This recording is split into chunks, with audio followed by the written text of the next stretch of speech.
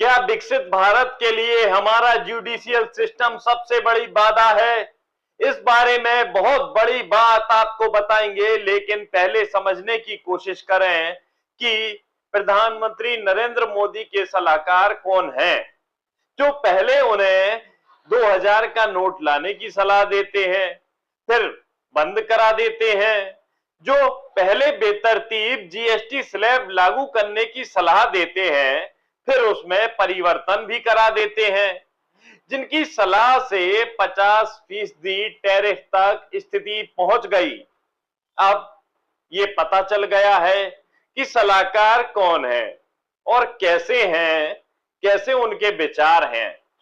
दरअसल दैनिक भास्कर ने खबर रिपोर्ट की है कि प्रधानमंत्री की इकोनॉमिक एडवाइजर काउंसिल ईएसी के सदस्य संजीव सान्याल ने शनिवार को कहा कि विकसित भारत के लिए हमारा जुडिशियल सिस्टम सबसे बड़ी बाधा है ना गजब की बात।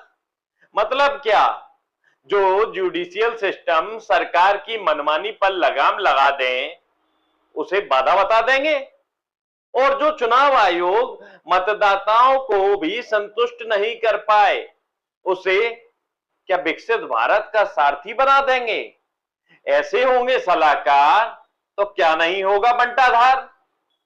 हालांकि कोई नई बात नहीं, सत्ता के प्रिय चेहरे इससे पहले भी ऐसी बातें कर चुके हैं। बीजेपी सांसद निशिकांत दुबे न्यायपालिका के संदर्भ में बता चुके हैं। विपक्ष को चुप कराकर सत्ता के सुर में लाने वाले तात्कालिक उपराष्ट्रपति जगदीप धनखड़ भी न्यायपालिका पर विवादित टिप्पणी कर चुके हैं। बाद में उनका क्या हाल है आप जानते ही हैं, बताने की कोई जरूरत नहीं। मगर सवाल यह है कि आखिर इसके पीछे मकसद क्या है?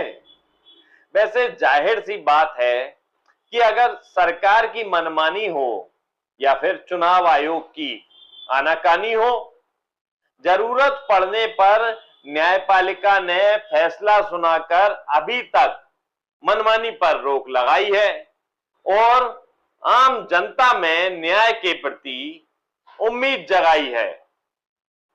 जनता का विश्वास भले ही सरकार से उठ गया हो, लेकिन जो भी विश्वास है वो अभी तक न्यायपालिका के प्रति ही बना हुआ है, जो शायद किसी को खटक रहा हो या फिर निराश कर रहा हो, क्या कह सकते हैं।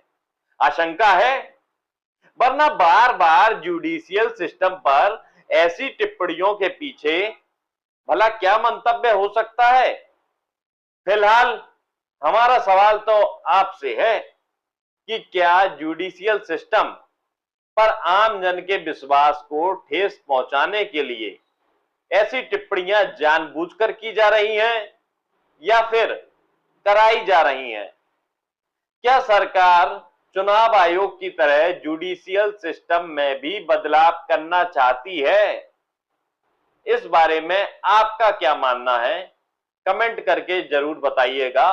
और अगर आप चाहते हैं कि हम ऐसी खबरें आपको देते रहें तो शेयर और सब्सक्राइब जरूर कर दीजिएगा।